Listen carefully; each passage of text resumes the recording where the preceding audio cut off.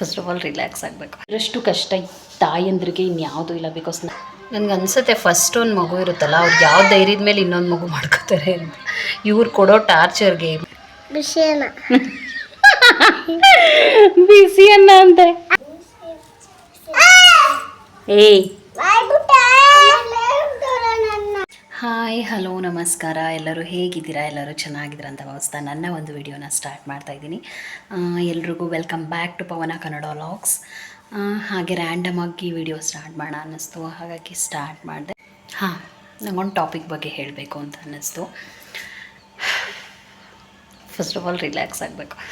ಅದು ಒಂಥರ ಸುಸ್ತಾಗ್ತಿದೆ ಗಾಯ್ಸ್, ಏನಕ್ಕೆ ಅಂತ ಗೊತ್ತಿಲ್ಲ. ರೀಸೆಂಟಾಗಿ ಒಂದು 15 ಡೇಸಿಂದ ಅನಿಸುತ್ತೆ ಇನ್ನೂ ಇದ್ದಕ್ಕಿದ್ದಂಗೆ ಒಂಥರ ಸುಸ್ತು ಥರ ಫೀಲ್ ಆಗುತ್ತೆ. ಇನ್ನೂ ಒಂಥರ ಈ ಟೈಮಲ್ಲಿ ಅಂದರೆ ಈ ಬೇಸಿಗೆಗೆ ಅನಿಸುತ್ತೆ ಪ್ರಾಬಬ್ಲಿ ಬಾಡಿ ಡಿಹೈಡ್ರೇಷನ್ ಆದರೂ ಈ ಥರ ಆಗುತ್ತೆ. ಒಂಥರ ತಕ್ಷಣ ಸುಸ್ತು ಥರ ಫೀಲ್ ಆಗ್ತಿದೆ. ನಾನೊಂದು ಟಾಪಿಕ್ ಹೇಳಬೇಕು ಅಂತ ಅಂದ್ಕೊಂಡಲ್ಲ. ಏನಂತ ಅಂದರೆ, ಇನ್ಸ್ಟಾಗ್ರಾಮಲ್ಲಿ ನಾನು ಪ್ರೈವಸಿ ಇಟ್ಟಿದ್ದೆ ಅಕೌಂಟು, ಬಟ್ ಇವಾಗ ಅದು ಪಬ್ಲಿಕ್ ಮಾಡಿದ್ದೀನಿ. ಒಂದು 3-4 ಡೇಸ್ ಬ್ಯಾಕಿಂದ ಪಬ್ಲಿಕ್ ಮಾಡಿದೆ. ಬಿಕಾಸ್ ನನಗೆ ಇನ್ಸ್ಟಾಗ್ರಾಮಲ್ಲಿ ಪ್ರೈವಸಿ ಇಡೋದು ವೇಸ್ಟ್ ಅಂತ ಅನ್ನಿಸ್ತು. ಬಿಕಾಸ್ ನಾನು ಯೂಟ್ಯೂಬ್ ಸ್ಟಾರ್ಟ್ ಮಾಡಿರೋದ್ರಿಂದ, ನಾನು ಡೈಲಿ ಲಾಗ್ಸ್ ಆಗಲಿ ಪ್ರತಿಯೊಂದೂ ನಾನು ಯೂಟ್ಯೂಬಲ್ಲಿ ಹಾಕೋದ್ರಿಂದ ಇನ್ಸ್ಟಾಗ್ರಾಮ್ ಪ್ರೈವಸಿಲಿ ಇಟ್ಕೊಳ್ಳೋದು ನನ್ನ ಪ್ರಕಾರ ಏನು ಪರ್ಸ್ನಲ್, ಅದು ವೇಸ್ಟ್ ಅಂತ ಅನ್ನಿಸ್ತು. ಹಾಗಾಗಿ ನಾನು ಪಬ್ಲಿಕ್ ಇಟ್ಟೆ.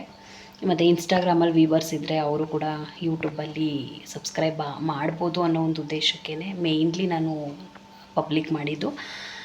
ಎಷ್ಟು ಬೇಗ ಅಂದರೆ, ನಾನೊಂದು ವೀಡಿಯೋ ಹಾಕಿದ್ರೆ ಇಲ್ಲಾಂದರೂ 1K 1000 ಲೈಟ್ ಆನ್ ಆಗಿಬಿಡ್ತು 1000 ಇಲ್ಲ ಅಂತ ಅಂದರೂ ಒಂದು 500 ಮೆಂಬರ್ಸ್ಗಂತೂ ರೀಚ್ ಆಗಿರುತ್ತೆ. ಅಷ್ಟು ಬೇಗ ವ್ಯೂಸ್ ಸಿಗುತ್ತೆ.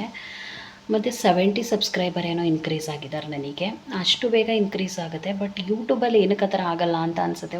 ಅಂದರೆ ಒಂದೊಂದು ಸಲ ಥಿಂಕ್ ಮಾಡಿದಾಗ ಯೂಟ್ಯೂಬವ್ರು ಪೇ ಮಾಡ್ತಾರೆ, ಇನ್ಸ್ಟಾಗ್ರಾಮವ್ರು ಪೇ ಮಾಡೋಲ್ಲ, ಅದಕ್ಕೋಸ್ಕರ ಈ ಥರ ಆಗುತ್ತೇನೋ ಅನಿಸುತ್ತೆ.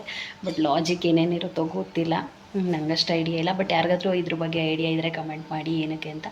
ಬಟ್ ಎಷ್ಟು ಬೇಗ ಇನ್ಸ್ಟಾಗ್ರಾಮಲ್ಲಿ ಫಾಲೋವರ್ಸ್ ಜಾಸ್ತಿ ಆಗ್ತಾರೆ ಅಂದರೆ, ನಾನು ಇಲ್ಲಾಂದರೂ ಇನ್ಸ್ಟಾಗ್ರಾಮ್ ಸ್ಟಾರ್ಟ್ ಮಾಡಿರೋದು 2019 ಫಸ್ಟು ಪೋಸ್ಟ್ ಮಾಡಿರೋದೇ ನಾನು 2019. ಅವಾಗಿಂದ ಪಬ್ಲಿಕ್ ಇಟ್ಟಿದೆ. ಇಷ್ಟೊತ್ತಿಗೆ ಇಲ್ಲಾಂದರೂ ಒಂದು 50K ಅಂತೂ ಆಗಿರೋರು, ಇಲ್ಲಾಂದರೂ ಒಂದು 20K ಆದರೂ ಆಗಿರೋರು ಅನಿಸುತ್ತೆ. Anyways okay. ಬಟ್ ಯೂಟ್ಯೂಬಲ್ಲಿ 205 ಸಬ್ಸ್ಕ್ರೈಬರ್ ಇದ್ದಾರೆ. ಬಟ್ ಕಾನ್ಫಿಡೆಂಟಾಗಂತೂ ಇದ್ದೀನಿ, ಮಾಡ್ತೀನಿ ಅನ್ನೋದು. ನನಗೆ ಏನಾದರೂ ಒಂದು ಕೆಲಸಕ್ಕಾಗಲಿ ಯಾವುದಕ್ಕೆ ಆಗಲಿ ಒಂದು ಸಲ ಕಾಲಿಟ್ಟ ಮೇಲೆ ಅದನ್ನು ಹಿಂದೆ ತೊಗೊಳ್ಳೋ ಅಭ್ಯಾಸ ಇಲ್ಲ, ನಂಗೆ ಇಷ್ಟವೂ ಇಲ್ಲ. ಬಿಕಾಸ್ ನಮ್ಮ ಕೈಲಿ ಆಗಲ್ಲ ಅಂತ. ಬಟ್ ಏನು ನಾನೇನು ಇನ್ವೆಸ್ಟ್ ಮಾಡ್ಬಿಟ್ಟು ಏನು ಯೂಟ್ಯೂಬ್ ಮಾಡ್ತಾಯಿಲ್ಲ. ಇರೋ ನೆಟ್ಟು ಇರೋ ಇದರಲ್ಲೇ, ನನ್ನ ಮೊಬೈಲಲ್ಲಿ ನೆಟ್ ಇದೆ, ಅದರಲ್ಲಿ ನಾನು ಮಾಡಿಬಿಟ್ಟು ಹಾಕ್ತಾ ಇರೋದು. ಎಷ್ಟಾಗುತ್ತೋ ಅಷ್ಟಂತೂ ನಾನು ಟ್ರೈ ಮಾಡ್ತೀನಿ. ನನಗೆ ಯಾವುದೇ ಕೆಲಸನೂ ಅಷ್ಟೇ, ನಾನು ಬ್ಯಾಕ್ ಸ್ಟೆಪ್ ತೊಗೊಳಕ್ಕೆ ಇಷ್ಟಪಡಲ್ಲ. ಹಂಗೆ ಅವಾಗಿಂದನೂ ಅಷ್ಟೇ, ಅದೆಷ್ಟೇ ಕಷ್ಟ ಆದರೂ ಟ್ರೈ ಮಾಡೇ ಮಾಡ್ತೀನಿ. ಯಾರೆಲ್ಲ ವೀಡಿಯೋ ನೋಡ್ತಿದ್ರೆ ದಯವಿಟ್ಟು ಸಬ್ಸ್ಕ್ರೈಬ್ ಮಾಡಿಕೊಂಡು ವೀಡಿಯೋನ ನೋಡಿ. ಹಾಗೆ ರ್ಯಾಂಡಮ್ ಆಗಿ ಡೈಲಿ ಲಾಗ್ ಥರ ಸ್ಟಾರ್ಟ್ ಮಾಡಿದೆ. ಎಲ್ರಿಗೂ ನನ್ನ ವ್ಲಾಗ್ಗೆ ಸ್ವಾಗತ. ಇವಾಗ ಹೇಳ್ತಾ ಇದ್ದೀನಿ ಅಂದ್ಕೋಬೇಡಿ, ಸ್ಟಾರ್ಟಿಂಗು ಹೇಳಿದ್ದೀನಿ. ನನ್ನ ಮಕ್ಕಳು ಅಲ್ಲಿ ಮಲ್ಕೊಳ್ಳೋ ಅಂದರೆ, ಅವನು ಎಲ್ಲಿ ಮಲಗಿರ್ತಾನೋ, ಮಲಗಿದ್ದಾಗಲೂ ಅಷ್ಟೇ ಜೊತೇಲಿರಬೇಕು.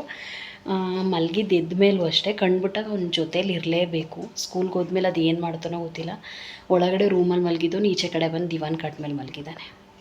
ಜೊತೇಲಂತೂ ಇರಲೇಬೇಕು. ಅಟ್ಲೀಸ್ಟ್ ನನ್ನ ವಾಯ್ಸ್ ಕೇಳಿಸ್ತಾ ಇರಬೇಕು, ಇಲ್ಲ ನಾನಾದರೂ ಅವನಿಗೆ ಕಾಣಿಸ್ತಾ ಇರಬೇಕು.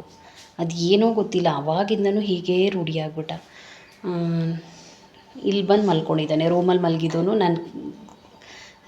ನನ್ನ ಸಿಕ್ಕಿಲ್ಲ, ಅಲ್ಲಿಲ್ಲ ಅನ್ನೋದು ಗೊತ್ತಾದ ತಕ್ಷಣ ಬಂದು ದಿವಾನ್ ಕಟ್ ಮೇಲೆ ಮಲ್ಕೊಂಡಿದ್ದಾನೆ ನನ್ನ ವಾಯ್ಸ್ ಕೇಳಿಸ್ಕೊಳ್ಳೋಕ್ಕೆ. ಅಲ್ಲ ಬಂಗಾರಿ? ಹೇರ್ ನೋಡಿ, ಹೇರ್ ಹೇಗಿದೆ ಅನ್ನೋದು. ಗೈಸ್, ಒಂದು ವಿಷಯ ಹೇಳಬೇಕು. ಏನಂತಂದರೆ, ಮಕ್ಕಳಿಗೆ ನಿಜ ಹೇರ್ ಕಟ್ ಮಾಡಿಸ್ಬೇಕು. ಹೇರ್ ಕಟ್ ಮಾಡಿಸ್ಲಿಲ್ಲ ಅಂದರೆ ಅವ್ರ ಹೇರ್ನ ಮೇಂಟೈನಷ್ಟು ಕಷ್ಟ ತಾಯಂದ್ರಿಗೆ ಇನ್ಯಾವುದೂ ಇಲ್ಲ. ಬಿಕಾಸ್ ನನ್ನ ಮಕ್ಕಳಿಗೆ ಒಂದು ರಿಬ್ಬನ್ ಹಾಕಿದ್ರೆ ಅದನ್ನೇ ಕಿತ್ತೆಸ್ತಿರ್ತಾರೆ. ಇಲ್ಲ ಅಂತಂದರೆ ಒಂದು ತಲೆ ಬಾಚಿದ್ರೆ ಅದು ಒಂದು 10 ನಿಮಿಷವೂ ಇರಲ್ಲ, ಆಲೇಕೆ ಎದ್ರುಕೊಂಡು ಎಲ್ಲನೂ ನಿಂತಿರ್ತಾರೆ. ಇನ್ನೊಂದು ಇವತ್ತೆಷ್ಟು 20th ಅಲ್ವಾ, ಇನ್ನು 14th ನಾವು ತಿರುಪತಿಗೆ ಹೋಗ್ತಾಯಿದ್ವಿ.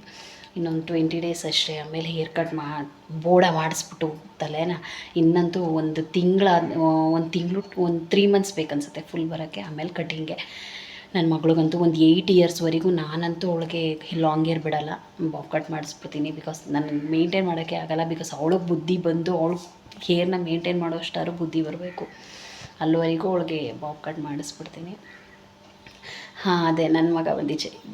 ಆಲ್ಮೋಸ್ಟ್ ಗಂಡು ಮಕ್ಕಳು ತಾಯಂದ್ರಿಗೆ ಜಾಸ್ತಿ ಅಟ್ಯಾಚ್ ಇರ್ತಾರೆ ಅನಿಸುತ್ತೆ. ಏನೋ ಆ ಥರ ಅನಿಸುತ್ತೆ. ಯಾಕೆಂದರೆ ನನ್ನ ಮಗ ನನ್ನನ್ನು ಬಿಟ್ಟಿರೋದೇ ಇಲ್ಲ. ಅವನು ಫೀಡ್ ಬಿಡಿಸ್ಬೇಕಾದ್ರೂ ಅಷ್ಟೇ, ನಮ್ಮ ಅಮ್ಮ ಅವ್ರ ಊರಿಗೆ ಕಳಿಸ್ದಾಗ ನನಗೆ ಒಂದು ಮೆಮೊರಿ. ನೈಟೆಲ್ಲ ಹೊತ್ತು ಬೆಳಿಗ್ಗೆ ಬಂದಿದ್ದ ಊರಿಗೆ, ನನಗೆ ಇನ್ನು ಅದು ನೆನಪಾಗುತ್ತೆ. ಅವ್ನು ಯಾವತ್ತೂ ಒಂದು ದಿನ ಕೂಡ ನನ್ನನ್ನು ಬಿಟ್ಟಿಲ್ಲ. ಎಲ್ಲೋ ಒಂದೊಂದು ಟೂ ಡೇಸ್ ಏನೋ ಒಂದು ಸಲ ನಮ್ಮ ಮನೆಯವ್ರಿಗೆ ಸ್ವಲ್ಪ ಹುಷಾರಿರಲಿಲ್ಲ. ಆವಾಗ ಹಾಸ್ಪಿಟ್ಲಿಗೆ ಅಡ್ಮಿಟ್ ಮಾಡಿದಾಗ ಮಾತ್ರ ಒಂದು 8 ಡೇಸ್ ಇದ್ದ. ಪಾಪ ಅದು ನಮ್ಮ ಅಮ್ಮ ಇರೋದಕ್ಕಿದ್ದ, ಬೇರೆಯವ್ರ ಜೊತೆ ಅವ್ನು ಇರೋದೇ ಇಲ್ಲ. ಬಟ್ ತಾಯ್ದಿರಿಗೆ ಗಂಡು ಮಕ್ಕಳು ತುಂಬ ಅಟ್ಯಾಚ್ ಇರ್ತಾರೆ. ತಾಯ್ದಿರು ಅಷ್ಟೇ, ಏನೋ ಗಂಡು ಮಕ್ಳಿಗೆ ಒಂದು ಸ್ಪೆಷಲ್ ಪ್ರೀತಿ ಅನ್ನೋದು ಇದ್ದೇ ಇರುತ್ತೆ. ಇಲ್ಲ, ನಾನಿಬ್ಬರು ಮಕ್ಕಳೂ ಒಂದೇ ಥರ ನೋಡ್ತೀನಿ ಅಂತ ಯಾವುದೇ ತಾಯಿ ಅಂದರೆ ಹೇಳಿದ್ರು, ಗಂಡು ಮಗ ಅಂದ ತಕ್ಷಣ ಏನೋ ಒಂದು ಮೂಲೆಯಲ್ಲಿ ಕನ್ಸನ್ ಪ್ರೀತಿ ಸ್ವಲ್ಪ ಜಾಸ್ತಿ ಇರುತ್ತೆ ಅಂತ ನನಗೆ ಅನಿಸುತ್ತೆ. ಮಗ ಈಚೆ ಬಂದು ಮಲಗಿದ, ಮಗಳು ಇವಾಗ ಇದು ಬಂದಿದ್ದಾಳೆ. ಬಂಗಾರಿ ರಗ್ಗೇನೆ ಕೇಳೀತಿದ್ದೆ ನೀನು ನಿದ್ದೆ ಗಂಡಲ್ಲಿ ಎದು ಹಿಡ್ಕೊಂಡವನೇ ಅಂದ್ಬಿಟ್ಟು ರಗ್ಗೆ ಎಳಿತಾ ಕೂತವಳೆ. ರಗ್ಗೇನೆ ಕೇಳೀತಿದೆ. ಅಲ್ಲಿ ನೋಡಲ್ಲಿ, ಇಲ್ಲಿ ಪಾಪ ನೋಡಲ್ಲಿ ನೋಡಿ ಹೇರು. ಎದು ನೋಡಲ್ಲಿ ಎದ್ದು ಬಂದು ಇಲ್ಲಿ ಈಚೆ ಕಡೆ ಮಲ್ಗಿದ್ದಾನೆ. ನೀನು ಮಲ್ಕತೀಯಾ? ಹಾಂ, ಕುಶನಿಗೆ ಯೂಟ್ಯೂಬಲ್ಲಿ ಬರೋಕ್ಕೆ ಇಷ್ಟ ಇಲ್ಲ ಅವಳಿಗೆ ಅಲ್ವಾ? ಕುಶನಿ ಇಷ್ಟ ಇಲ್ವಾ? ಏನು ಮಗಳೇ ಇದು? ಇಲ್ಲ ಇಲ್ಲ, ಏನಿದು? ಬ್ಲಡ್ ಅನ್ಕೋಬಿಟ್ಟೆ ನಾನು, ರಕ್ತ ಅಂತ. ಏನು ಎದ್ದ ತಕ್ಷಣ ಮೂಡಾಫಾ? ವಾಂಗಿ ಭತ್ತ ಕೊಡ್ಲ ತಿಂತೀಯಾ?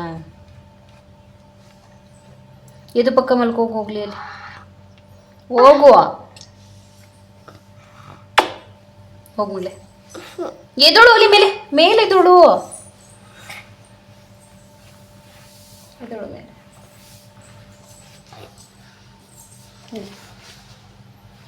ಜೋಗಿ ಹೇರ್ ಸ್ಟೈಲ್ ನಮ್ಮ ಕುಶಾನಿದು. ಇದೋಳು ಮುಡಿ ಕೊಡ್ಬೇಕಾದ್ರೆ ತಗೊಂಡಿದ್ದ ಡ್ರೆಸ್ ಇದು. ಇವಾಗ ಎಷ್ಟು ಚಿಕ್ಕದು ಅಂದರೆ, ಅದ್ರೊಳಗೆ ಈ ಥರ ಫ್ಯಾನ್ಸಿ ಬಟ್ಟೆಗಳು. ಪ್ಯಾಂಟ್ ಹೊರದೋಗಿದೆ, ಆದರೂ ಇದೇ ಪ್ಯಾಂಟ್ ಬೇಕು. ಟಾಪ್ ಚಿಕ್ಕದಾಗಿದೆ, ಆದರೂ ಇದೇ ಟಾಪ್ ಬೇಕು. ಫ್ರಾಕ್ ಮಾತ್ರ ಬೇಡ ಅಲ್ಲ ಮಗಳೇ? ಫ್ರಾಕ್ ಮಾತ್ರ ಹಾಕಲ್ಲ ಅವಳು, ಯಾಕೆಂದ್ರೆ ಅವಳಿಗೆ ಇಷ್ಟ ಇಲ್ಲ ಫ್ರಾಕ್ಸು. ಚಿನ್ನಿ ನೋಡಿಲ್ ನಿನ್ನ ಹೇರ್ ಸ್ಟೈಲ್ ಹೇಗಿದೆ? ಫುಲ್ ನಿದ್ದಲ್ಲಿದ್ದಾರೆ ಗಾಯ್ಸ್. ಮಲಗಿಸ್ತೀನಿ. ತಲೆ ಸ್ನಾನ ಮಾಡಿದ್ರಲ್ಲ, ಸ್ವಲ್ಪ ಜಾಸ್ತಿ ನಿದ್ದೆ ಅನಿಸುತ್ತೆ. ಫುಲ್ ನಿದ್ದೆಲಿದ್ದಾರೆ. ತಿನ್ನಿ ಅಂತ ಅಂದರೆ ಒಬ್ರಿಗೆ ತಿನ್ನಿಸ್ಬೇಕಂತೆ, ಇನ್ನೊಬ್ರು ಟಿ ವಿ ನೋಡೋದ್ರಲ್ಲಿ ಬ್ಯುಸಿ ಆಗವ್ರೆ. ತಿನ್ಸೋದಂತೂ ಇವಾಗ ಸ್ಟಾಪೇ ಮಾಡಿದ್ದೀನಿ ನಾನು. ನಂಗೆ ನಿಜ ಅಷ್ಟು ಸುಸ್ತು ಮಾಡ್ತಾರೆ. ನಂಗೆ ತಿನ್ಸೋದು ಇವಾಗ ಇಷ್ಟನೇ ಆಗಲ್ಲ. ಕಂಪ್ಲೀಟಾಗಿ ತಿನ್ಸೋದು ಅಂದರೆ ಊಟ ಮಾಡಿಸೋದನ್ನ ಸ್ಟಾಪ್ ಮಾಡ್ತಾಯಿದ್ದೀನಿ. ಅದೊಂದು ಸ್ವಲ್ಪ ಸ್ಕೂಲ್ಗೆ ಹೋದ್ಮೇಲೆ ಅವರೇ ಅಭ್ಯಾಸ ಆಗಲಿ ಅಂತ. ಸ್ಕೂಲಲ್ಲಿ ನಾನು ತಿನ್ಸೋಕ್ಕಾಗಲ್ವಲ್ಲ, ಸ್ಪೂನಲ್ಲಿ ಅವರೇ ತೊಗೊಂಡು ತಿನ್ನಬೇಕು. ಹಾಗಾಗಿ ಅಭ್ಯಾಸ ಆಗಲಿ ಅಂದ್ಬಿಟ್ಟು ಮಧ್ಯಾಹ್ನ ಟೈಮ್ ತಟ್ಟೆಗೆ ಹಾಕ್ಕೊಡ್ತೀನಿ. ನೈಟ್ ಟೈಮ್ ಮಾತ್ರ ಊಟ ಮಾಡಿಸ್ತೀನಿ. ನಿದ್ದೆಲಿರ್ತಾರೆ, ಕರೆಕ್ಟಾಗಿ ಊಟ ಮಾಡಲ್ಲ ಅಂದ್ಬಿಟ್ಟು. ಬೇಗ ಕುಶನಿ, ಆಲೇ 3 ಗಂಟೆ ಟೈಮು. ಟಾರ್ಚ್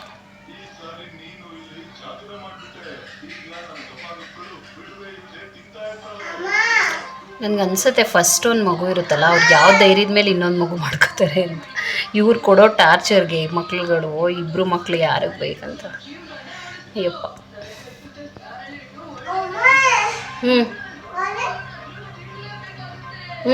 ನೋಡಿ ಹೇಗೆ ಅವ್ರು ಎಷ್ಟು ಸ್ಟ್ರಾಂಗ್ ಇದ್ದಾರೆ.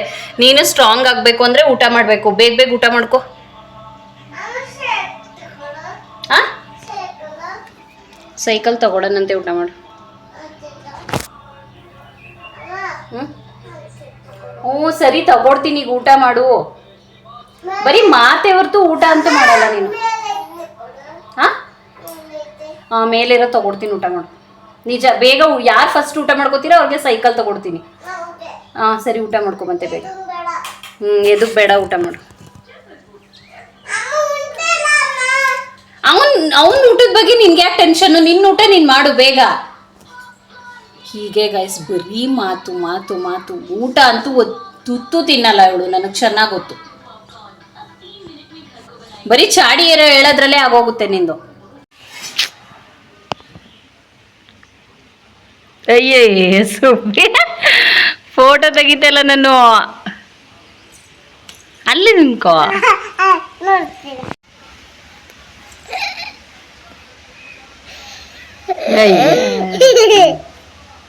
ಎಲ್ಲ ಬಿಡು.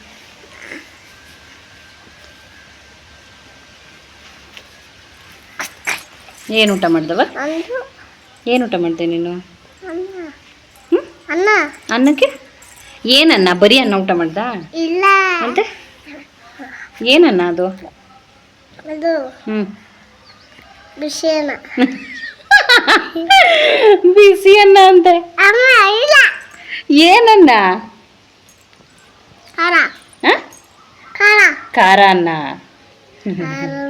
ವಾಂಗಿಬಾತ್ ಊಟ ಮಾಡವಳೆ, ಖಾರ ಅನ್ನ ಅಂತ ಅವಳು. ವಾಂಗಿಬಾತನು? ನಿಂಗೆ ಏನು ಇಷ್ಟ? ನಾನಲ್ಲ ಕಣೆ, ನಿಂಗೆ ದೋಸೆ ಇಷ್ಟನಾ, ರೊಟ್ಟಿ ಇಷ್ಟನಾ, ಅನ್ನ ಇಷ್ಟನಾ, ಏನಿಷ್ಟ ಅಂತ? ಅನ್ನ ಇಷ್ಟನಾ? ರೊಟ್ಟಿ ದೋಸೆ ಯಾವುದು ಇಷ್ಟ ಇಲ್ಲ? ರೊಟ್ಟಿ ಎಲ್ಲ ಚೆನ್ನಾಗೈತೆ. ಇಲ್ಲೇ ಇರ್ತಾಳೆ ಕುಶಾನ್ ಇವತ್ತು. ಅಜ್ಜಿ ಮನೆಗೆ ಹೋಗಲ್ಲ. ಚಿನ್ನಿ ಅಜ್ಜಿ ಮನೆಗೆ ಹೋಗಲ್ಲ, ನೀನು ಇಲ್ಲೇ ಇರ್ತೀಯಲ್ಲ ಮಗಳ ಇವತ್ತು. ಫುಲ್ಲು ಬ್ಲ್ಯಾಕ್ ಎತ್ಕೊಬರ್ಗು. ಆಟಾಡಲ್ಲೇ. ಎದು ಬಂದರೆ ಕಿತ್ಕೋತಾನೆ, ಆಟಾಡೋಕ್ಕೂ ಇಲ್ದಂಗೆ. ಆಟಾಡೋಕವಲ್ಲಿ ಇಲ್ಲಕ್ಕಂತ ಹೋಗು. ನಾನು ಈಸ್ಕೊಟ್ಟಿಲ್ವಾ ಅವನ ಹತ್ರ? ಊಟ ಮಾಡ್ಕೊಂಬಂದವಳೆ. ಊಟ ಮಾಡ್ದ ನೀನು? ಅವಳು ಊಟ ಮಾಡಿರೋದಕ್ಕೆ ಇದು ಮಾಡ್ತಾ ಇರೋದು.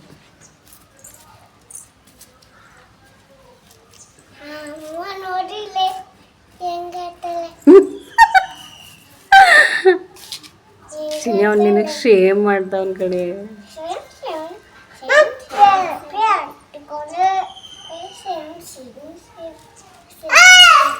ಏಯ್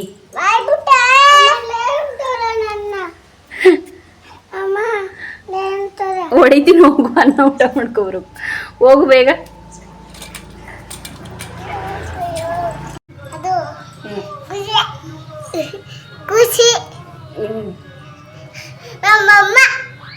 ಯಾರಿಗೂ ಹೇಳ್ಬೇಡ ನಿಮ್ಮಮ್ಮ ಅಂತ. ಬೀಳಿಸ್ತೀಯ ಕಡೆ. ಓಕೆ ಗಾಯ್ಸ್, ನನ್ನ ಒಂದು ವಿಡಿಯೋನ ಎಂಡ್ ಮಾಡ್ತಾ ಇದ್ದೀನಿ. ಇದು ಜಸ್ಟ್ ಒಂದು ಡೈಲಿ ವ್ಲಾಗ್. ನನ್ನ ಟ್ವಿನ್ಸ್ ಮಕ್ಕಳ ಜೊತೆ ನನ್ನ ಡೈಲಿ ರುಟೀನ್ ಹೇಗಿರುತ್ತೆ ಅಂತ ಹಾಗೆ ಒಂದು ಕ್ಲಿಪ್ಪಿಂಗ್ಗಳನ್ನ ತೊಗೊಂಡಿದ್ದೆ, ಅದು ಹಾಕ್ತೆ. ಇವಾಗ ಲಾಸ್ಟಲ್ಲಿ ನನ್ನ ಮಗಳು ಒಂದು ವರ್ಡ್ ಹೇಳಿದ್ಲಲ್ಲ ನಮ್ಮಮ್ಮ ಅಂತ, ಆ ವರ್ಡ್ನ ಕೇಳೋಕ್ಕೆ ನಾನು ಇಲ್ಲ ಅಂತ ಅಂದರು 9 years ವೆಯ್ಟ್ ಮಾಡಿದ್ದೀನಿ. ಬಟ್ ಇವಾಗ ಅವಳು ಹೇಳಿದ್ನ ನಾನು ವೀಡಿಯೋದಲ್ಲಿ ನೋಡಿದಾಗ ನನಗೇನೋ ಒಂಥರ ಅದು ಸ್ಪೆಷಲ್ ಅಂತಲೇ ಅನ್ನಿಸ್ತು. Thank you God. ನಿಜವಾಗ್ಲೂ ನನ್ನ ಲೈಫಲ್ಲಿ ಏನಾಗಲ್ಲ ಅಂತ ಅಂದ್ಕೊಂಡಿದ್ನೋ ಅದನ್ನು ಕೊಟ್ಟಿದ್ದಕ್ಕೆ thank you so much. Okay guys, ನನ್ನ ವಿಡಿಯೋನ ಇಲ್ಲಿಗೆ ಎಂಡ್ ಮಾಡ್ತಾಯಿದ್ದೀನಿ. ಯಾರೆಲ್ಲ ಸಬ್ಸ್ಕ್ರೈಬ್ ಮಾಡ್ಕೊಂಡಿಲ್ಲ ವಿಡಿಯೋನ ಸಬ್ಸ್ಕ್ರೈಬ್ ಮಾಡ್ಕೊಳ್ಳಿ, ಲೈಕ್ ಮಾಡಿ, ಕಮೆಂಟ್ ಮಾಡಿ, ಶೇರ್ ಮಾಡಿ. Thank you so much. ಎಲ್ರಿಗೂ ಒಳ್ಳೆಯದಾಗಲಿ. ಬಾಯ್ ಬಾಯ್.